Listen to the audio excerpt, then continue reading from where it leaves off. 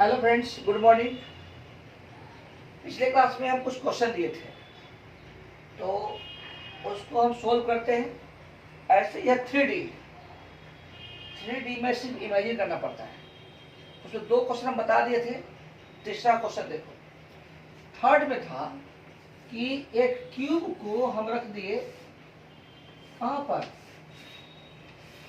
शायद रखे थे center of one side. Charge Q is placed at the center of one side.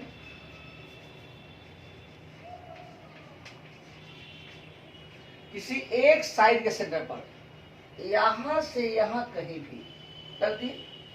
Centre रखो या यहाँ से यहाँ रखो, कोई दिक्कत नहीं है। कैसे बनाएंगे तो हम समझाने की कोशिश करते हैं। नहीं समझ में आएगा तो आप 4 या 5 एक क्यूबिकल शेप का कोई भी रिजिड लेना पड़ेगा, तब समझ में आ जाएगा। देखो देखो, एक चार्ज मान लो कि एक क्यूब है और इसका ये साइड है, इस साइड पर हम यहाँ पर चार्ज रख दिए। आपको दिख नहीं रहा होगा, लेकिन इमेजिन करो कि यहाँ से इस साइड पर हम चार्ज रख दिए। ठीक, इसको कवर करना है, क्योंकि गॉस थ्योरम लागू होता है क्लोज के लिए। कवर करने के लिए मान लो कि एक इसको कवर कर दिए, अब यह आ गया सरफेस पर, ऊपर से एक और कवर कर दिए, इधर भी कवर कर दिए। यानी कि इसको कवर करने के लिए टोटल नंबर ऑफ क्यूब चाहिए। कितना? टोटल नंबर ऑफ क्यूब कितना चाहिए? 4, जिसमें नंबर ऑफ रियल क्यूब कितना होगा? बोलो बोलो।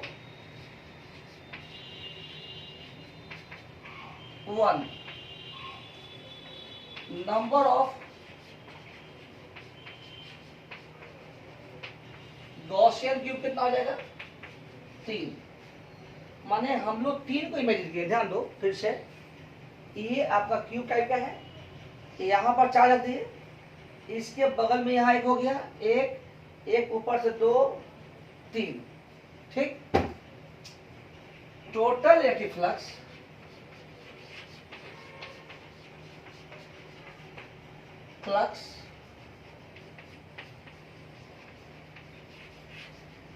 through the surface of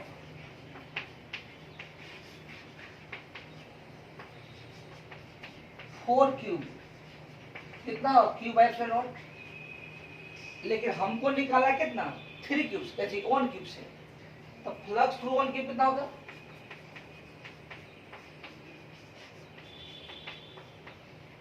through the surface of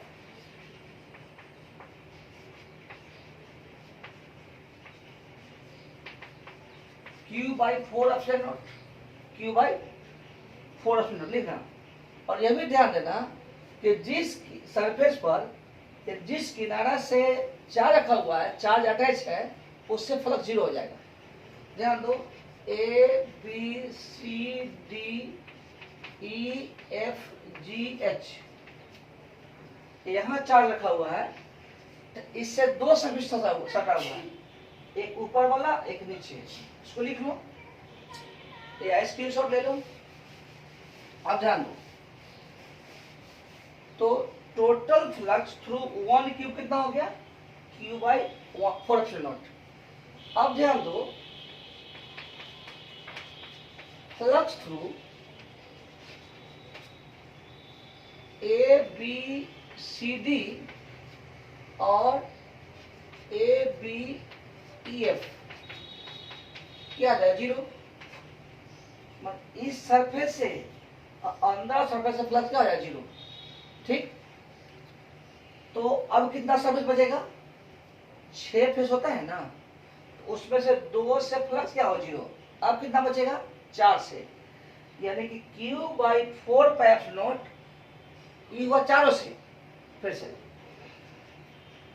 Q by 4 pi epsilon not इस क्यूब के सरफेस से पास किया, जिसमें से दो प्लेट से पास नहीं किया, उसके एलोंग पास कर गया, उससे पास नहीं किया। ठीक, तो क्या बचेगा आंसर? तो फ्लक्स थ्रू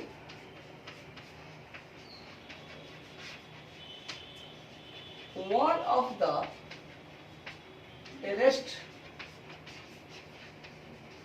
4 surface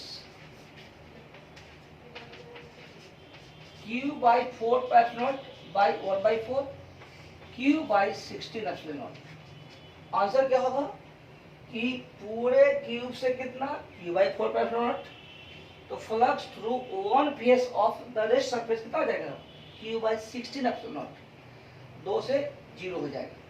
तो आपसे पूछेगा कि किन दो फेस से फ्लक्स 0 होगा, तो जिस पर चार्ज रखा हुआ है उस चार्ज से दो जो प्लेट सटा हुआ है उससे फ्लक्स 0 होगा। देखो अगला एग्जाम्पल और देते हैं, देख लिए। और चार्ज को सेंटर पर रखो, यहाँ रखो, यहाँ रखो, आंसर में कोई फर्क नहीं पड़ेगा। आप ध्यान देंगे कि यह चार्ज यहाँ सटना नहीं चाहिए, यहाँ भी सटना नहीं चाहिए। ओके, ठीक।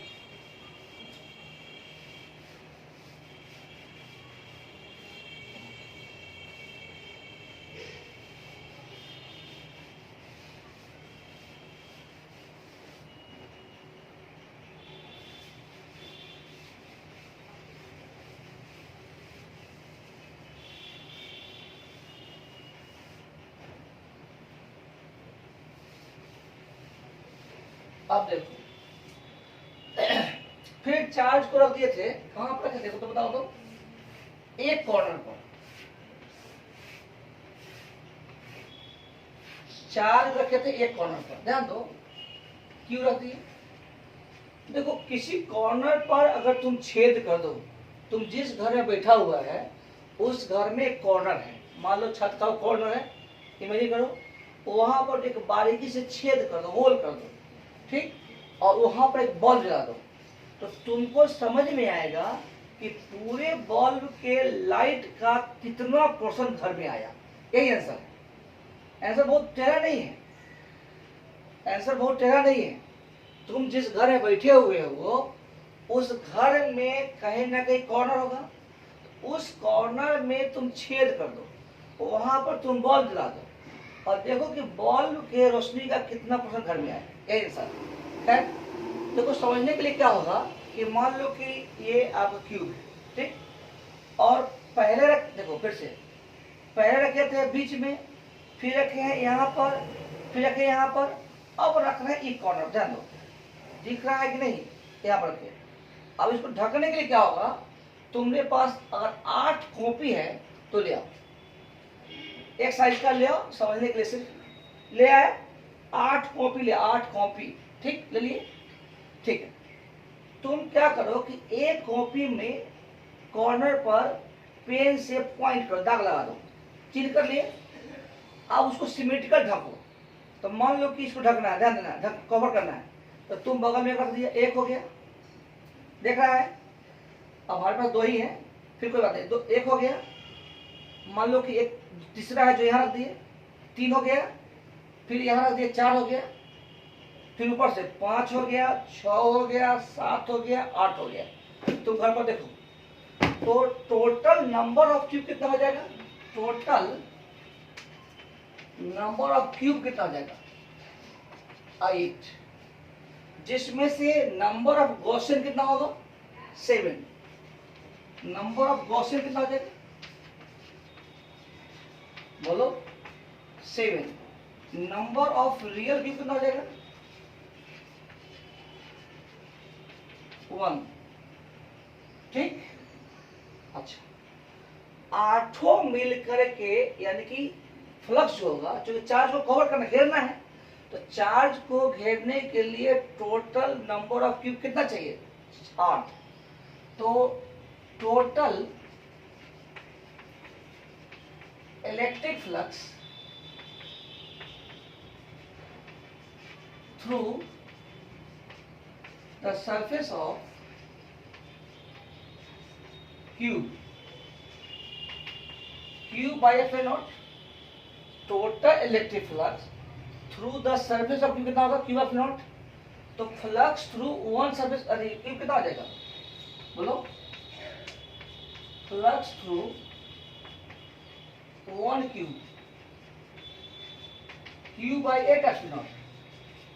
देखो यह जो Q by एप्सिलॉन नॉट हुआ वो आठों के कवर करने के कारण, या यूं कहो कि अगर हम छेद कर देंगे कॉर्नर पर, वहां से बॉल जलाएंगे तो बॉल का जो भी number of lines of force होगा, जो भी रोशनी होगा, उसका 8वां पार्ट घर में आएगा।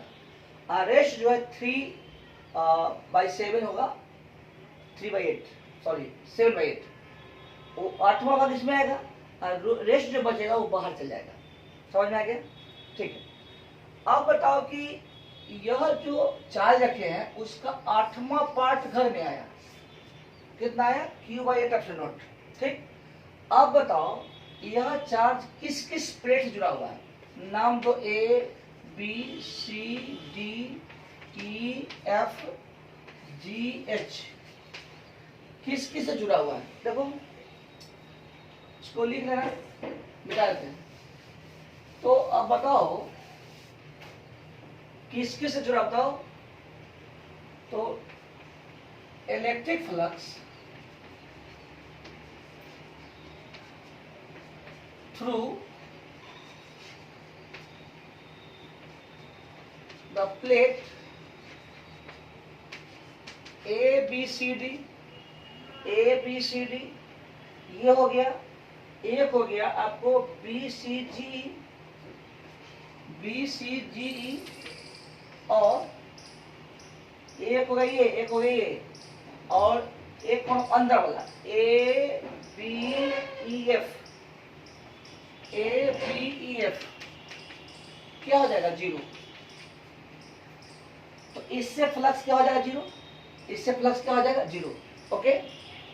अब जब इससे फ्लक्स 0 हो जाएगा तो जो रेस्ट 3 बचेगा उसमें इक्वली डिस्ट्रीब्यूट हो जाएगा। ध्यान दो, क्यूब में कितना फेस? 6। क्यूब में कितना फेस? 6, जिसमें से 3 से 0 हो गया, 3 से 0 हो गया, तो रेस्ट जो 3 बचा उसमें इक्वली डिस्ट्रीब्यूट हो जाएगा। तो number of electric flux through one of the rest face कितना हो जाएगा? Q by 8 एप्सिलॉन टाइम इसका 1/3, यानी Q by 24 एप्सिलॉन। कमेंट करना नहीं समझ में आया तो ठीक है। ऐसे अगर 8 क्यूब रहता तो समझ में आसानी से आ जाता, लेकिन फिर भी इमेजिन करो, मिटा दे। ठीक, आगे लिखो।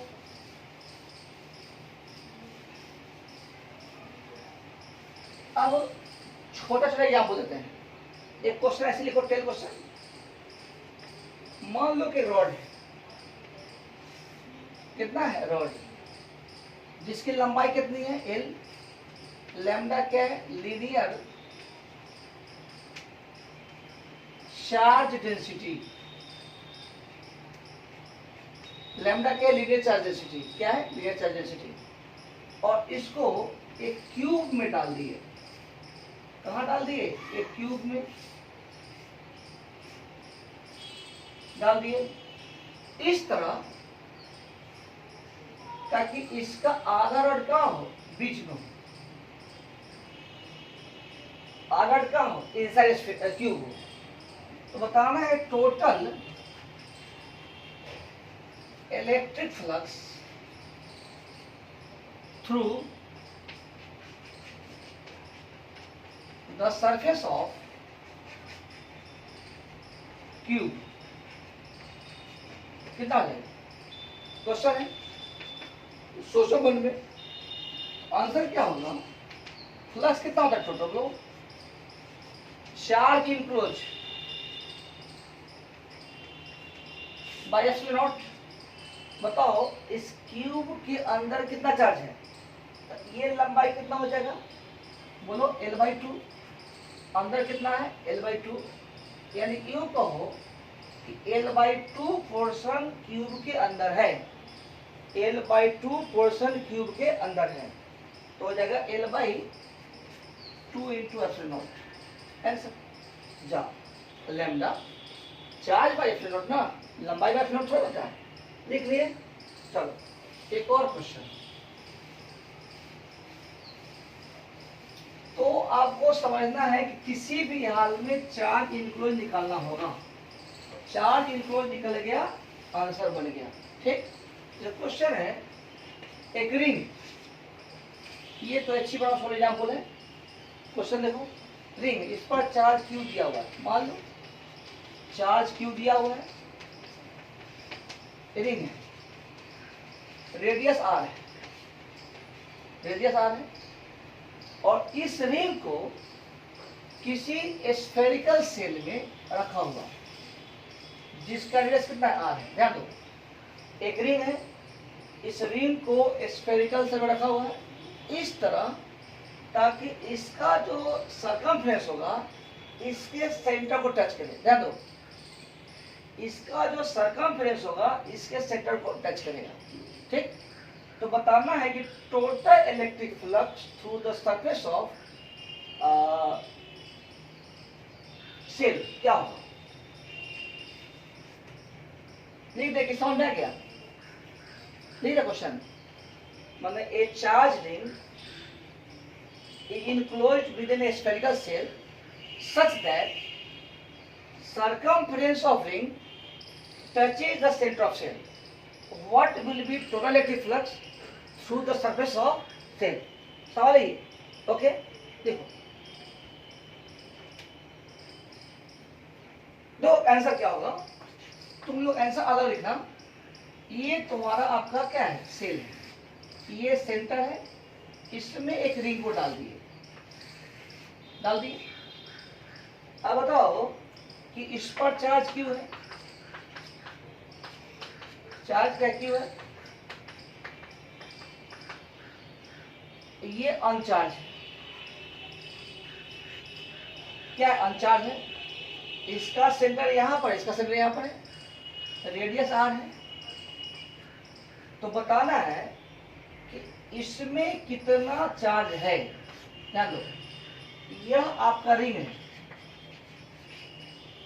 जिस पर चार्ज कितना क्यू है, चार्ज कितना है? क्यू है, चार्ज कितना क्यू है, और ये अनचार्ज है।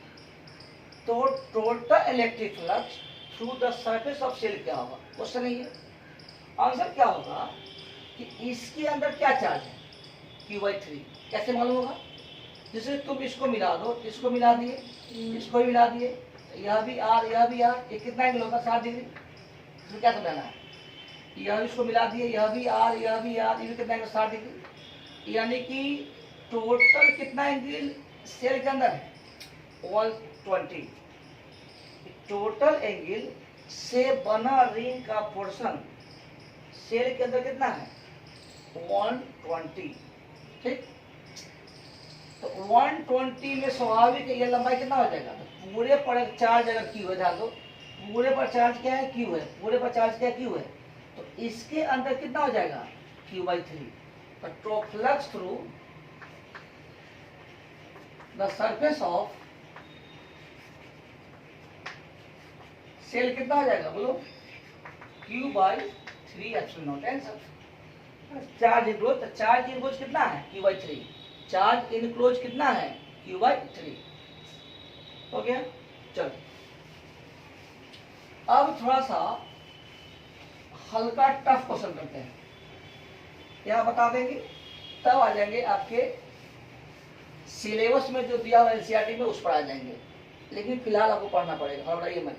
आपको फ्लक्स, हम लोग क्या पढ़ रहे हैं? फ्लक्स पढ़ रहे हैं। क्या पढ़ रहे हैं? फ्लक्स। अब जो पढ़ जा रहे हैं उसमें इलेक्ट्रिक फील्ड का कैलकुलेशन। तो लिखो question, calculate electric field at a distance, पहला में R/2, दूसरा में 3r/2 from the centre of sphere if volume charge density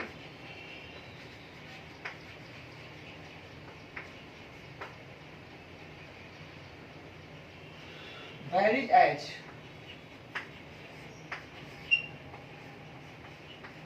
rho x is equal to kx square, kx 3/2,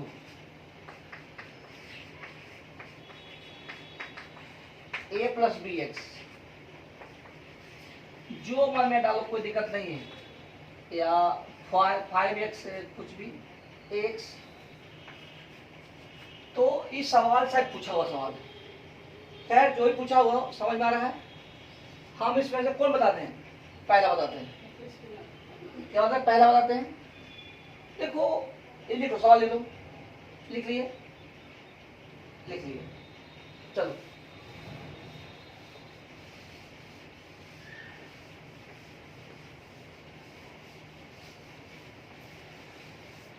देखो इसमें बहुत सिंपल है, अगर चाहो तो अपने भी कर सकता है, लेकिन हम एक बता देते हैं। वो ये बताते हैं कि पहला था, क्या था, जो भी था, रो एक्स इक्वल कितना था, के एक्स स्क्वायर मान लो, या ए एक्स स्क्वायर, कोई दिक्कत नहीं।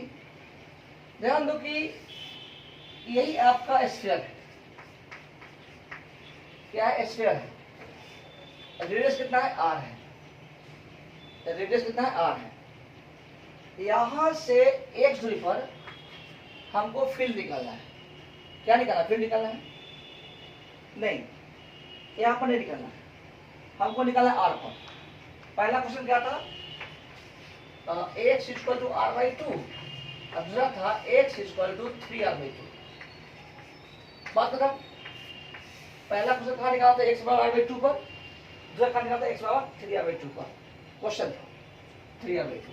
ठीक, तो हम क्या करेंगे कि x इक्वल टू r/2 पर हमको निकालना है। क्या निकालना है? फील्ड। ओके, फिर से यह स्फीयर है। क्या है? स्फीयर है। यहां से r/2 डिस्टेंस पर हमको फील्ड निकालना है। बात ना, तो लिखो वी इमेजिन, नहीं पहले समझो, पहले बात लिखना। इमेजिन ए spherical shell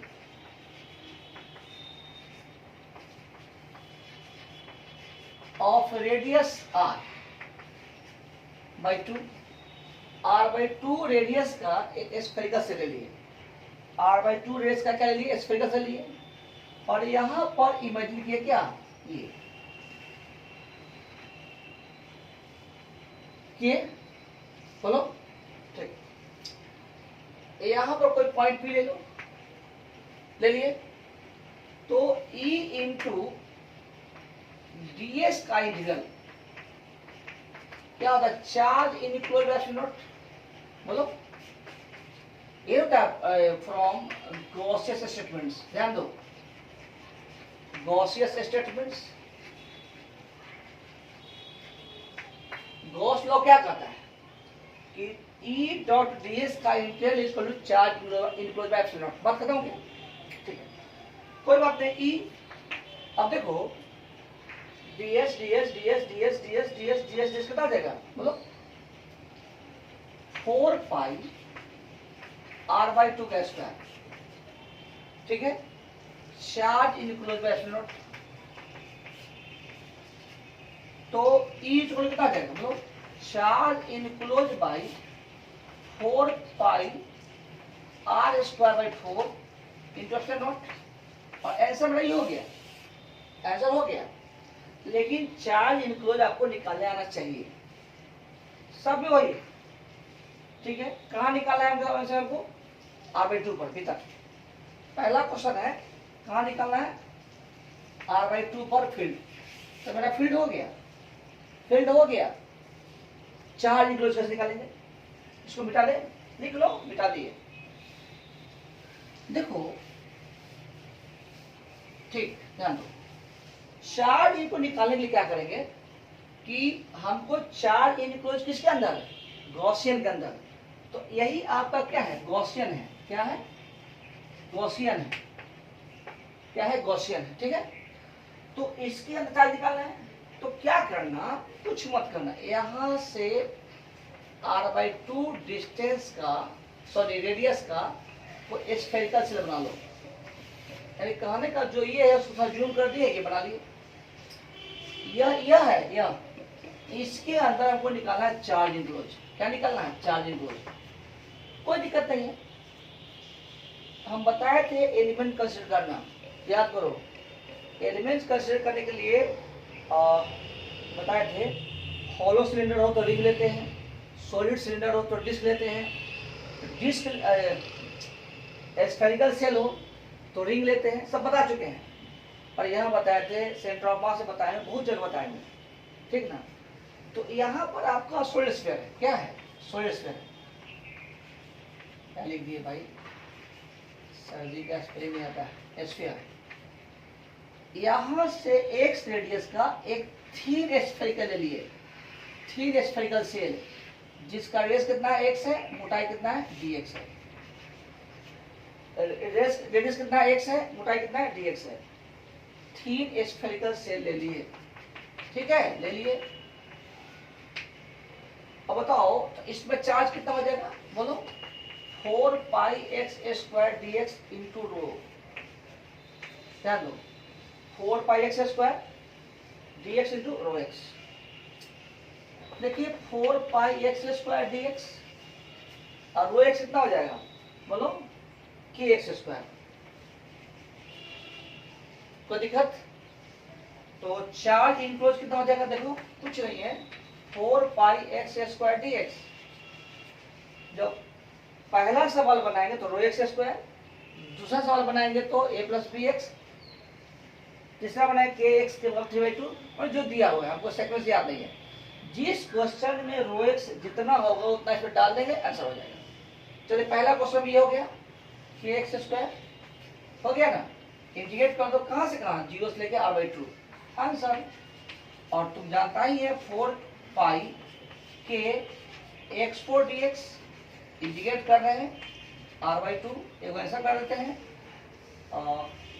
4π k x5/5, sir x5/5, यानी कि r5/2/5, ये होगा क्यू इनक्लोज। क्या हो गया, क्यू इनक्लोज, आंसर हो गया। तो जहां क्यू इनक्लोज था वहां पुट कर दो आंसर, मिटा दो इसको, देखो सेम सवाल था, सवाल सेम है, ध्यान देना, प्रैक्टिस करना। अब हमको निकालना है बाहर, सेकंड में है x = r, कितना, 3r/2, कोई बात नहीं है, तो इसको लिख लिया।